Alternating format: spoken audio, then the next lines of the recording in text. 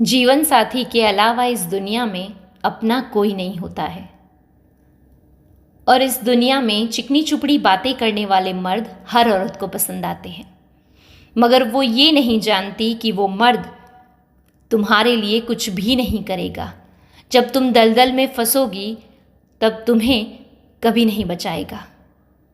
और जिस इंसान से आप बात करते हो तब आपका पति 12-14 घंटों तक काम करता है, न जाने कितने लोगों के ताने और गालियां सुनता है, और फिर भी हंसते मुस्कुराते हुए घर लौटता है इस उम्मीद में कि कोई है जो उसका इंतज़ार कर रहा है।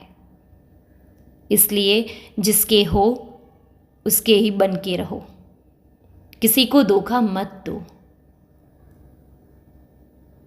तुम्हारे जीवन साथी के अलावा तुम्हारा और कोई अपना नहीं है।